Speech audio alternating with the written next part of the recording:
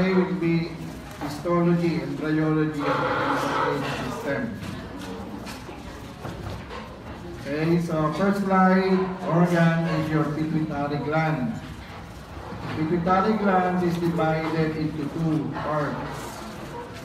So you have the anterior pituitary. Anterior pituitary is also known as adenohypophysis. So ito yung nasa view, nasa screen. And then this part is your posterior pituitary, also known as neurohypophysis. Okay?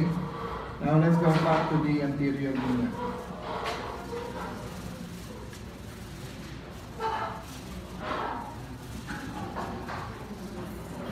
Okay, now the anterior pituitary is divided into several parts. So majority, a part ng anterior pituitary is known as your pars distalis. So the one on the right side of the screen. Okay? Now, the pars distalis has several types of cells. Meron kang chromophil. And pag sinabi natin chromophil, it has affinity to certain stains. And when it has affinity to certain stains, meron yang other types, subtypes like your kulay blue, that is your basophil. Okay? And then yung kulay, yung color pink or orange, that will be your chromophil.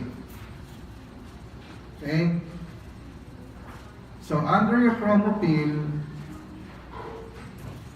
you have several types of cells as well. So they are known as your somatotrophs.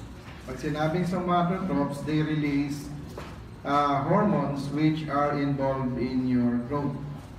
So growth hormones. Okay?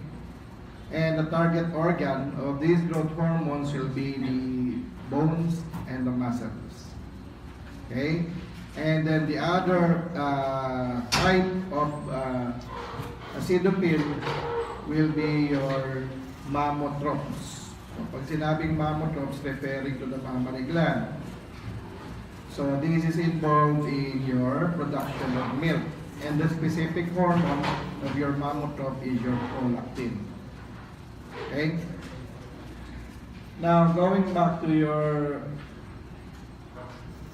basophil. So, ang basophil, again, just like your acidophil, it has several types. So, you have your gonadotrophs, you have your corticotrophs, and you have your thyrotrophs. Okay? So, gonadotrophs will eventually release your hormones involving the gonads. So, like your follicle-stimulating hormone, FSH. Okay? Yung FSH, target organ will either be the ovary or the testes. Okay? Now, in both ovary and testes, they are involved in the maturation and development of the follicles. Okay? Yung sa testes naman, okay, FSH in male, then this will be involved in the maturation of your spermatogenic cells.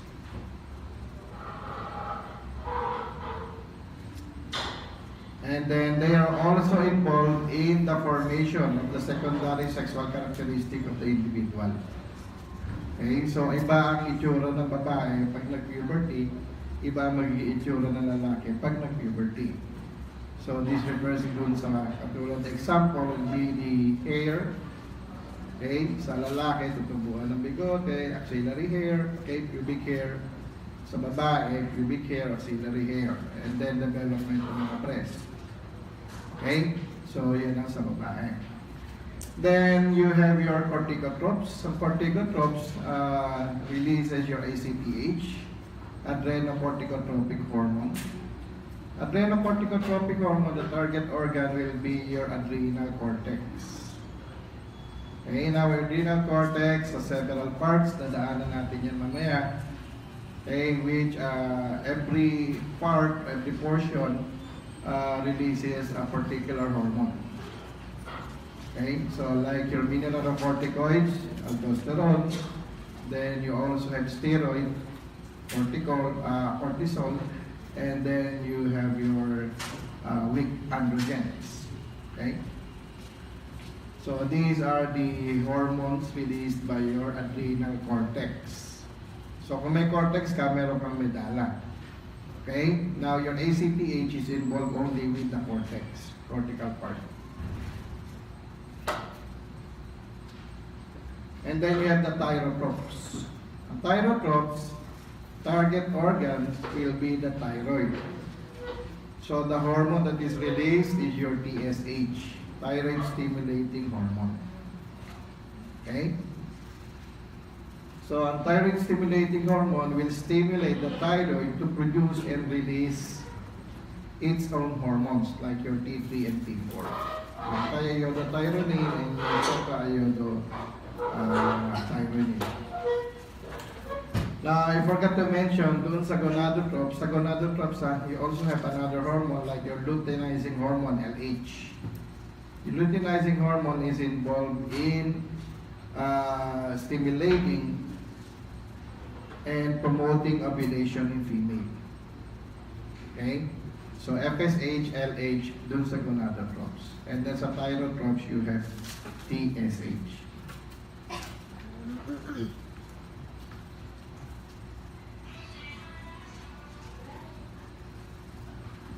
Now, the other portion of your anterior pituitary, so the specific structure, a tip of pointer, which is similar to a thyroid colloid ng thyroid, okay, without the follicular cell, that is your Rutgers cyst. Rutgers cyst are remnants of your Rutgers pouch. Okay? Yung Rutgers pouch, this will develop into your anterior pituitary during embryological development. Okay? So yung mga natira doon, ang tawag mo dyan, Rutgers cyst. Now, the importance of your Rutgers cyst, it denotes the boundary of your anterior pituitary. So, hanggang dyan ang anterior pituitary mo. Okay? So, that is known as your pars intermedia, that portion. Now, not shown here is your pars tuberalis. Ang tuberalis encloses the stalk or yung stem ng pituitary gland. Okay? Now, ang cells that are found in the tuberalis are also your gonadotropes. Okay? So, kaya lang hindi kita rito sa slide. So those are your hormones released by your anterior pituitary. I forgot to mention dito, sa may distalis, sa may intermedia, specifically sa intermedia where your Rutgers cysts are found, so the hormone that is released by the pars intermedia is your MSH, melanocyte stimulating hormone. Okay? So target organ will be the skin.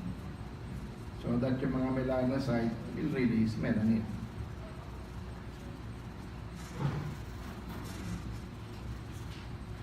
Okay, the structure at pointer is your pars nervosa. So ang pars nervosa forms majority of your posterior pituitary or your neurohypophysis. Okay? Now, unlike your anterior pituitary, your pars nervosa does not produce any hormones. Okay? It does not secrete, it does not produce any hormones. Now, the hormones that are associated with your pars nervosa are produced by the hypothalamus. So, yung paraventricular and supraoptic nucleus, which produces your ADH. Okay, target organ will be the kidney and the distal convoluted tubule. And then you have oxytocin, target organ will be the myometrium of the uterus. Okay?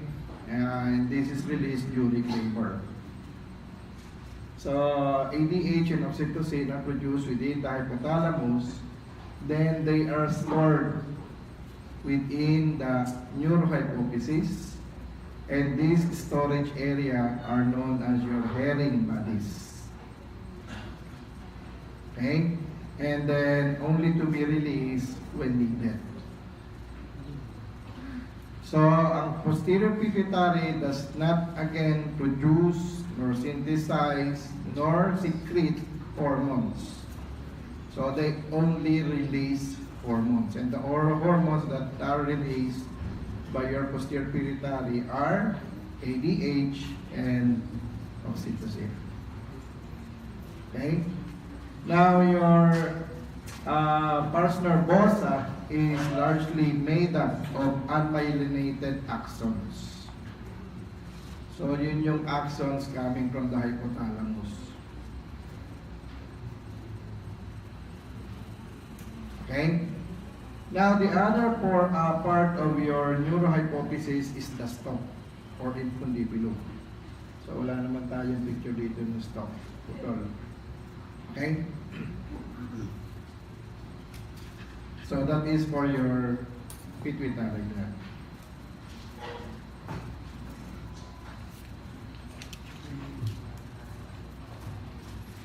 Next is your, anong organ to? It's the thyroid gland. So the thyroid gland grossly is located on the anterior neck. You have two lobes, one isthmus, and histologically it is, okay, you have colloidal structures, so may mga colloid, and this contains your hormones, stored hormones. Now, these colloids are lined by your follicular cells. Lagay natin sa higher magnification. Lagay natin sa much higher magnification.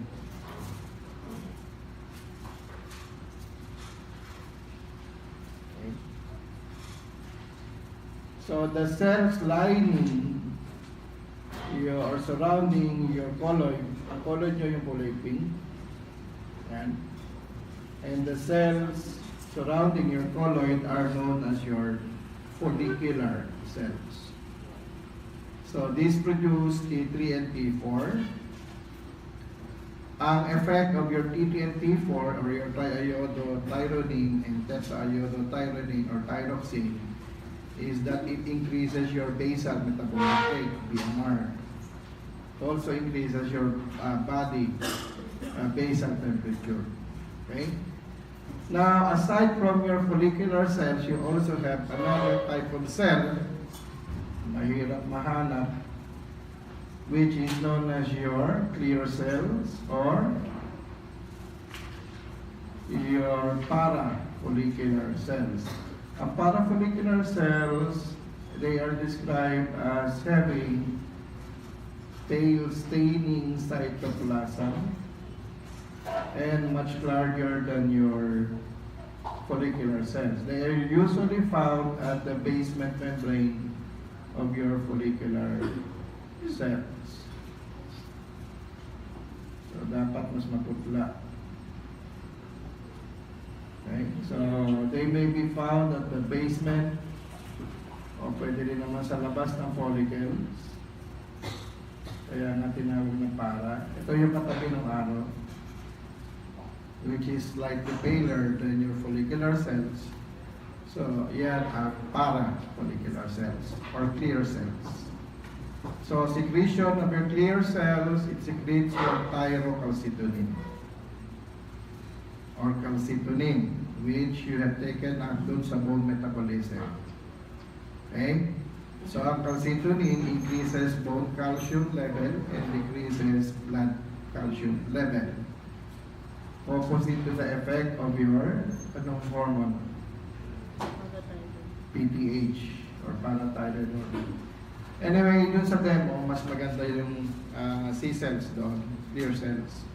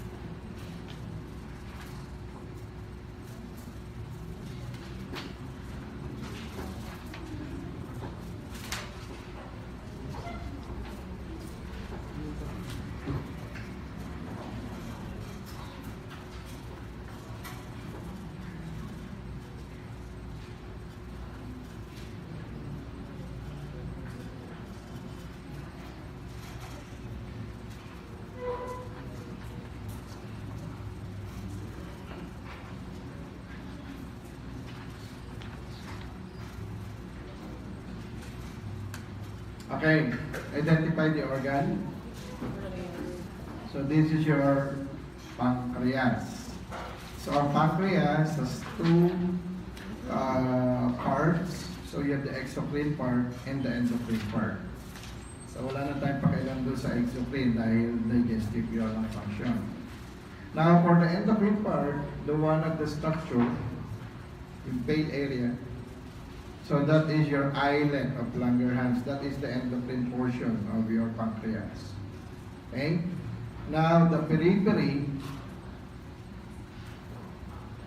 is predominantly made up of your alpha cells.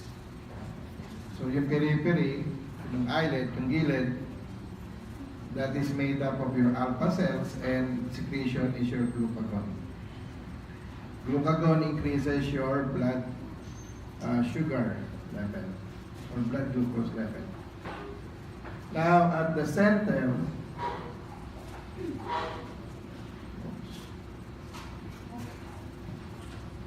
okay, so at the center, the predominant cell is your beta cell. So ang beta cell decreases your blood sugar level. Okay? Now, yung other cells like your delta and your F cells, so they are found all throughout your islet of Langerhans. Okay?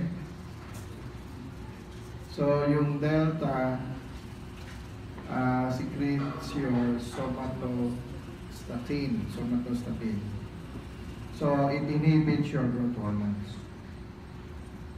Okay? While your F cells inhibits the secretion of your pancreas, yung exocrine part.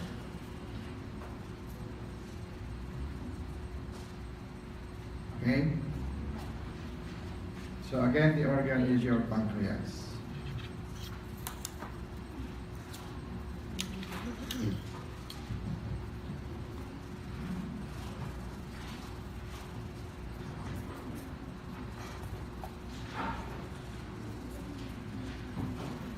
Okay. So organ is your testis. Yung buong yan, that is known as your seminiferous tubule, the whole structure. Then you have another seminiferous tubule here, another one here, another one here, another one here. Okay? Now the contents of your seminiferous tubule, you have your spermatogenic cells. So in spermatogenic cells, this will eventually form your mature spermatocytes. So wala kinalaman niya sa endocrine. So the structure or the cells that are of concern here will be the ones outside of the seminiferous tubule. So these large cells outside of the seminiferous tubule are known as your interstitial cells of Leydig. Leydig. Okay? Leydig cells. Secretion, testosterone. Okay? So promotes primary, secondary sexual characteristics of the male as well as maturation ng spermatogenic cells. Okay? So again, organ is your Leydig. Testis rather.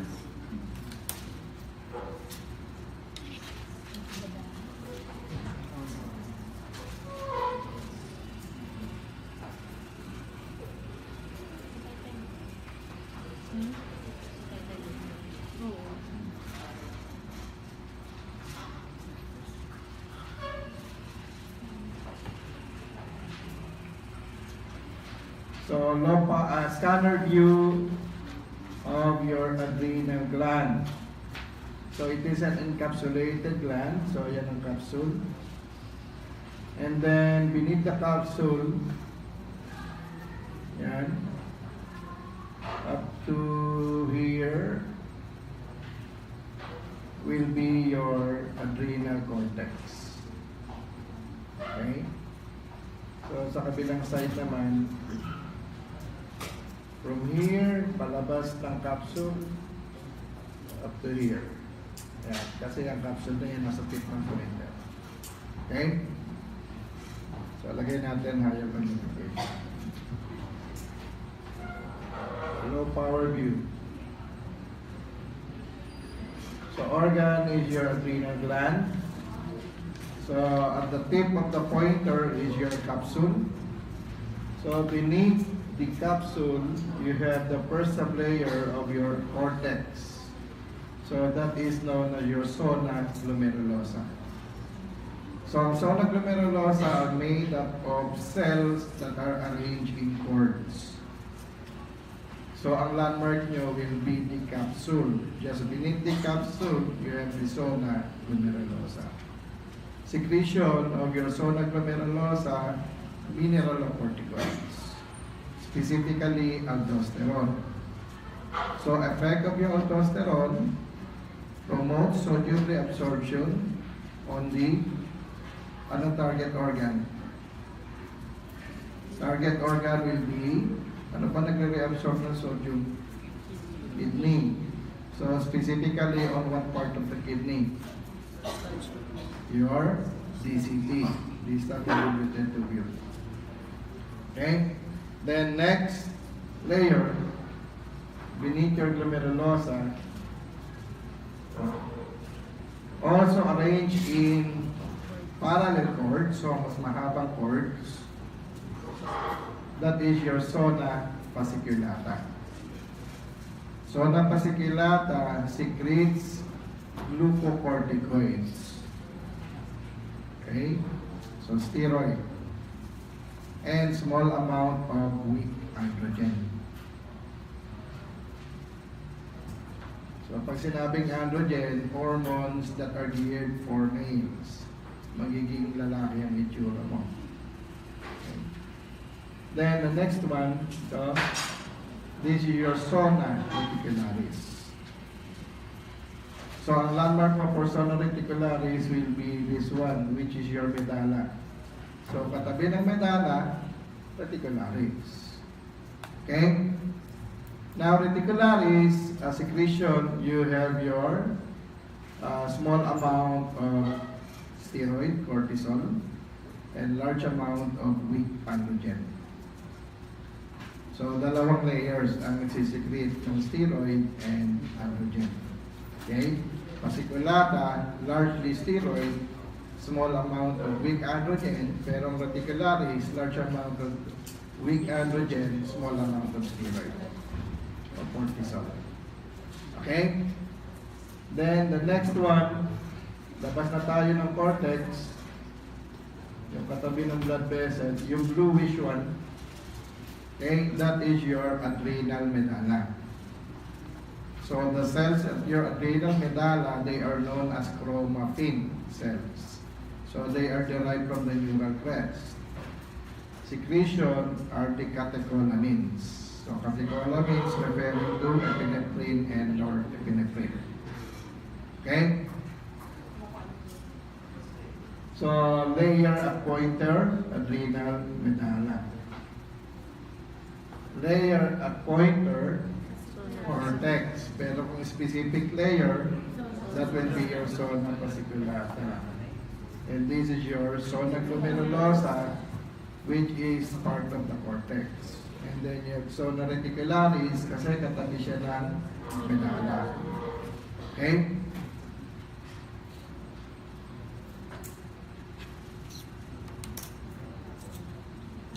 Placenta, nakita nyo na ito dati.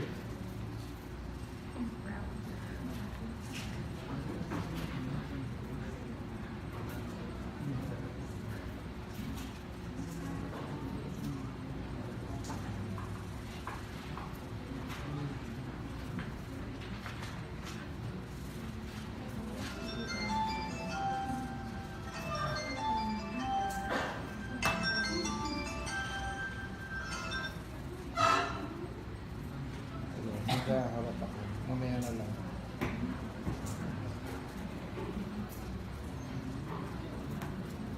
Organ is your placenta. So, lining the placenta, you have your anaplastic cells. Lining the villi rather. Syncytial trophoblast. So, secretion is your HCG. Yun lang ang tatanungin dyan. Wala na yung mga intervillous phase. Kasi endocrine tayo ngayon. Pag endocrine, tanong, endocrine ay sasagot nyo. Tulad kanina, ang topic natin ay ears, special senses, pero may sumagot ng Mueller cell sa mata. Tapos na kayo dyan. Manghula kayo. Hindi niyo pa ayusin.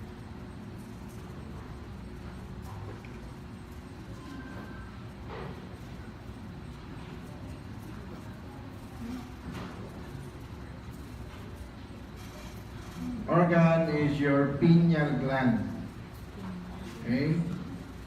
Ang pineal gland is derived from the diencephalon, sa loob ng diencephalon. Okay? So, parenchyma are your pinealocytes.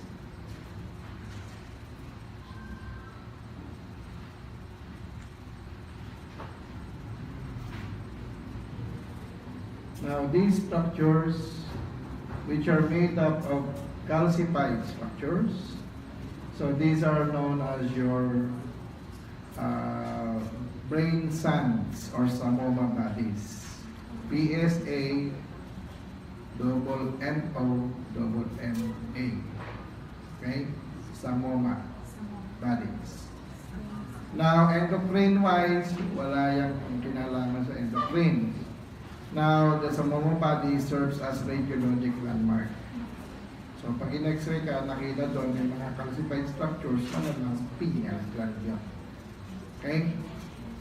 Now, ito ang merong secretion. So, these are your pinealocytes surrounding your samoma. So, parenchyma pinealocyte secretion is your melatonin, which is involved in your circadian rhythm. Okay? So, yan ang nagsasabi sa inyo, kailangan nyo lang matulog sa gabi. Kaya ang input niyan, visual. Next.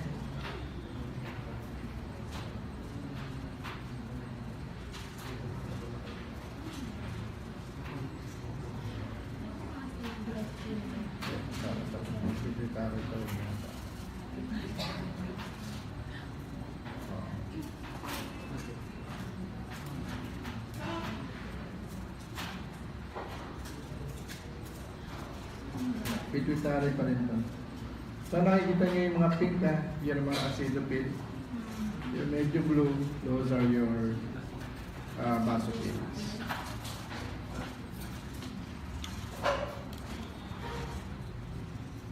Ito rin.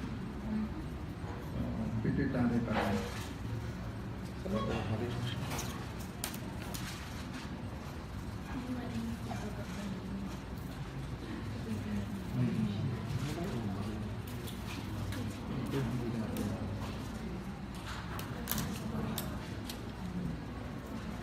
Okay, ovary. Female. So, outside of your granulosa cell, yung mga granulosa cells, yan na nasa pointer. Mas maganda yan. Ito.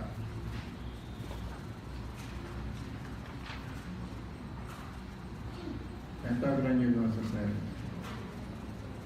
Ayan. Okay. Yan natin sa low power na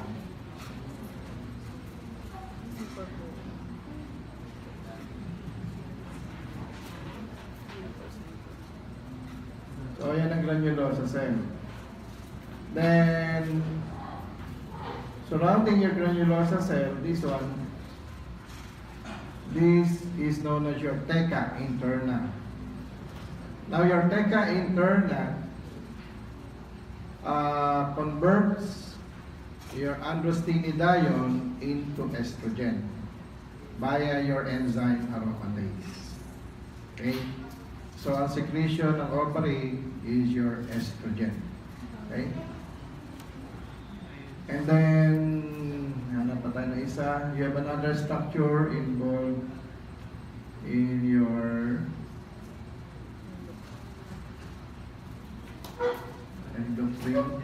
secretion, wala siya dito.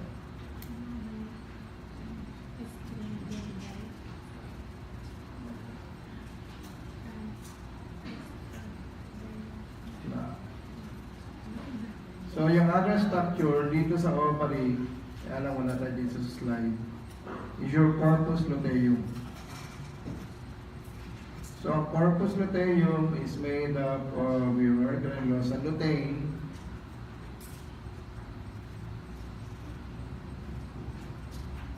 wala nga rito, and your theca lutein cells. So, wala siya dito. Okay? Now, secretion of your progesterone, secretion of your corpus luteum is progesterone. So, ang progesterone is the one that takes care of early pregnancy. Okay? So,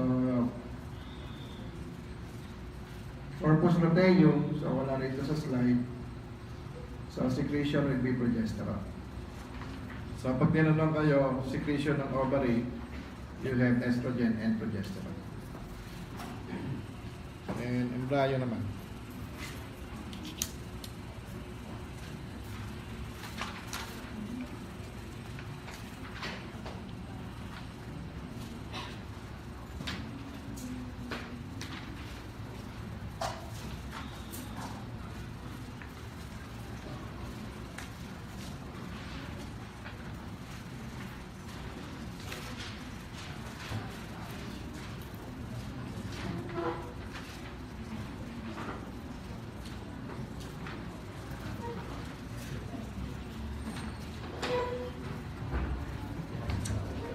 Okay, nakikita nyo yung structure, pointer, tatlo. So, those are your thyroid buds. So, thyroid buds originate from the floor of the tongue. And this migrates into the anterior part of your larynx. Okay? So, thyroid, the pointer, primitive thyroid, okay, ang lagi is your thyroid diverticulum. Okay, germ layer of origin and the derm. And then you have your ito, pharynx. So, on the lateral aspect ng pharynx,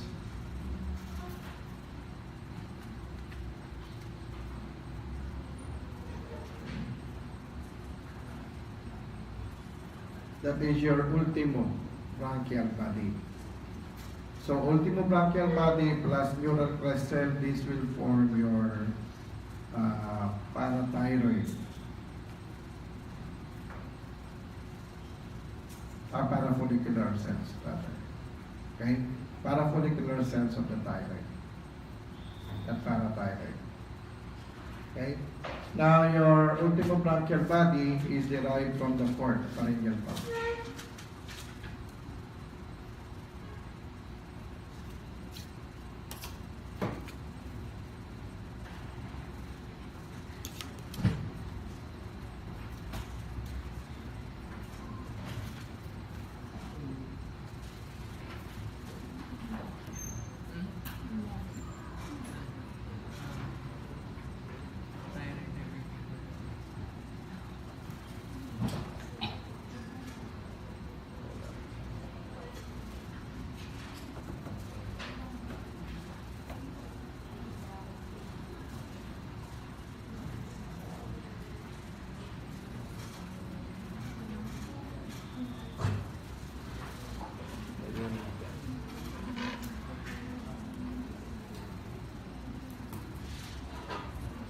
So this is your diencephalon,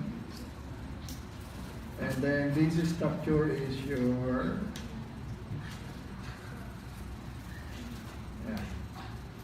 Radke's pouch. Okay, so your Radke's pouch is derived from the evagination or outpocketing of your stomodeum. So, germ layer of origin, ectoderm. Specifically, surface ectoderm. So fate of your Radke's pouch. So this will become your adenohypophysis. So at your pituitary.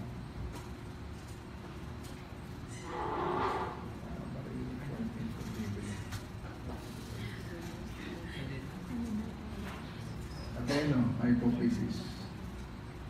Pag sinabi adeno, anterior.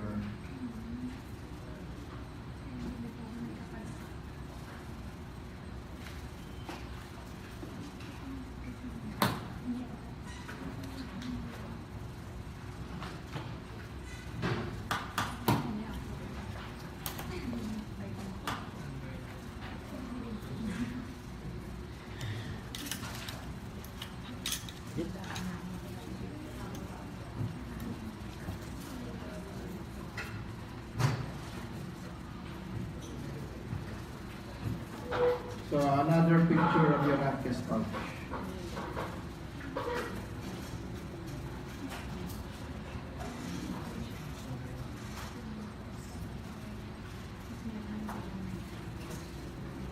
And then you have your ultimo branchial valgus.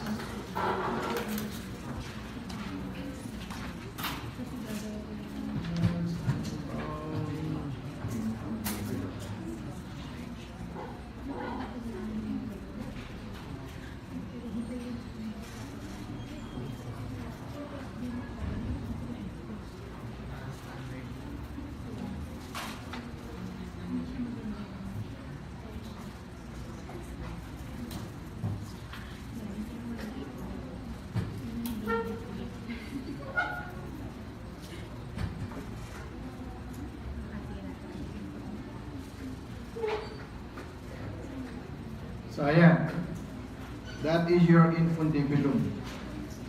Yung nasa baba niya, that is your Radke's pouch. So magsasama pa lang sila. So infundibulum is derived from your diencephalon. Okay? So downgrowth naman ito ng diencephalon. So fate of your infundibulum, this will become the pars nervosa. Okay? And the stalk of your pituitary gland. So yung pars nervosa, yung neurohypophysis. Yung Radke's pouch nasa ilalim will become the pars distalis, pars tuberalis, and pars intermedia.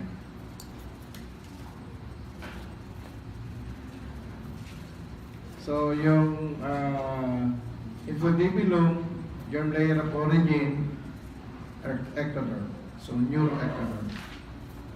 Yung Radke's pouch, surface ectoderm.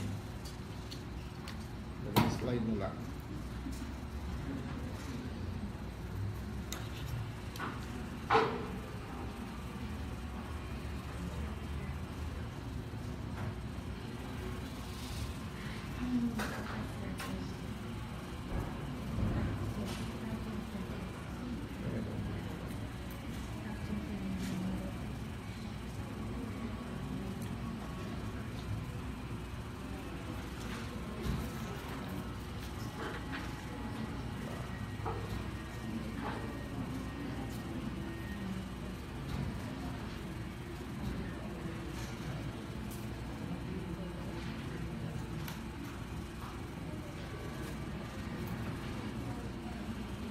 So structure at pointer, infundibulum.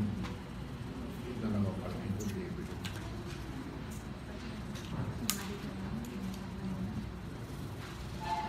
Then walang kamatayan.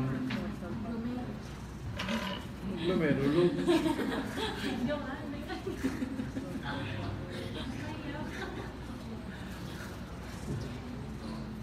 Ayaw. Anyway, last slide na ito. Kalimutan nyo na ito. Yan. Ano yan? Dorsal pancreas. Okay, so fate will be the body tail of your dorsal pancreas. So mas marami kang islet going to the tail. So ang lagi ng islet mo will be your dorsal pancreas. Then ang lagi ng dorsal pancreas, hepatic diverticulum. Okay? So, that's it. So, tingnan nyo na lang yung demo. Particular